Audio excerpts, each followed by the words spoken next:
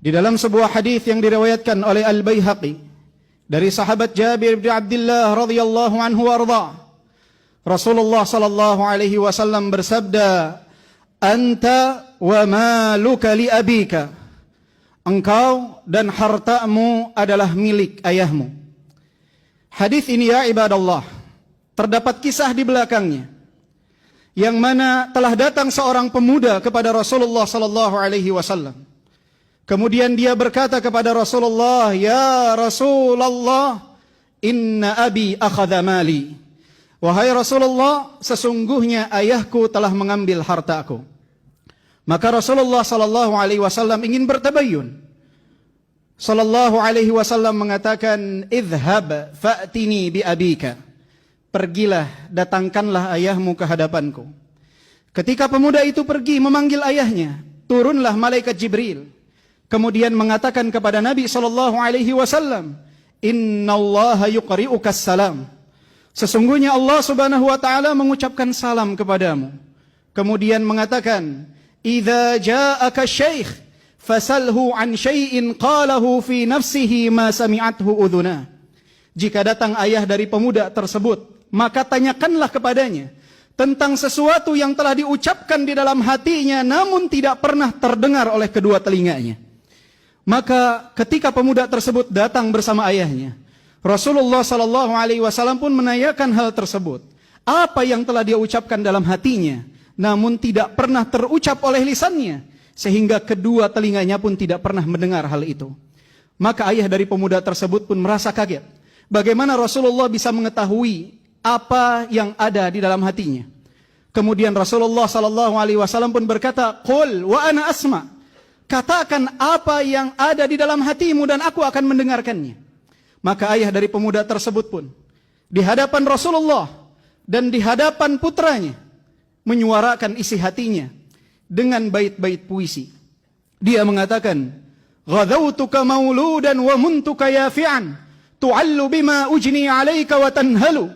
Idza lailatun daqatka bis-suqmi lam abid, li suqmika illa sahiran atamalmalu. كأني أنا المطروق دونك بالذي طرقت به دوني فعيناي تهمل تخاف الردى نفسي عليك وإنها لتعلم أن الموت وقت مؤجل."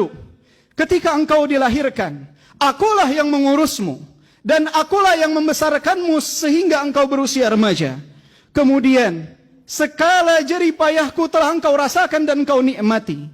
Bahkan di saat waktu malam engkau sakit, aku khawatir atas keselamatanmu, seakan-akan akulah yang sakit.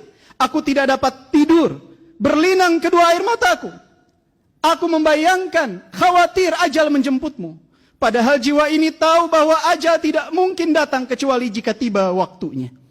Falamma balagta sinna wal ghayata allati ilaiha madama fika kuntu uammilu, ja'alta jazai ghilzatan wa fadadatan, ka'annaka antal mun'imul mutafaddilu. Falaitaka idh lam tar'a haqqa ubuwati, fa'alta kamal jarul mujawiru yaf'alu.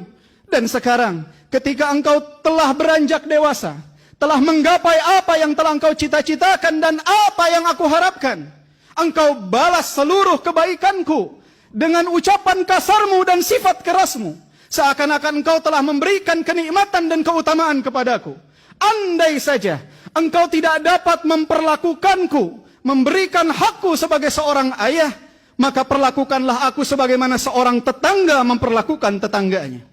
Mendengar ucapan ayah dari pemuda tersebut, maka Rasulullah sallallahu alaihi wasallam pun menggenggam kerah baju pemuda itu. Kemudian mengatakan, "Anta wa maluka li abika."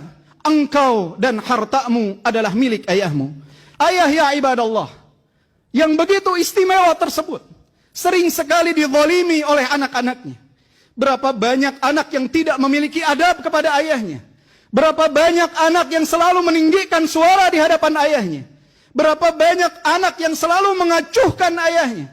Ketika mereka mendengar hadis Rasulullah sallallahu alaihi wasallam, "Ummuka, thumma ummuka, thumma ummuka, thumma abuka." Ibumu, ibumu, ibumu, baru kemudian ayahmu. Banyak dari kaum muslimin yang menganggap bahwa hal tersebut menggambarkan tidak istimewanya seorang ayah. Keliru ya ibadallah. Ayah kita adalah sosok-sosok yang sangat luar biasa pengorbanannya dalam kehidupan kita. Dia adalah orang-orang yang rela untuk bersedih asalkan kita bahagia. Dia adalah orang yang rela untuk menangis asalkan kita dapat tertawa. Bahkan mereka adalah orang-orang yang rela untuk terhina asalkan kita dapat hidup mulia. Mereka mengorbankan segalanya. Beban keluarga ada di pundak mereka. Mereka ya ibadallah, sering sekali pulang dalam keadaan penuh dengan pikiran.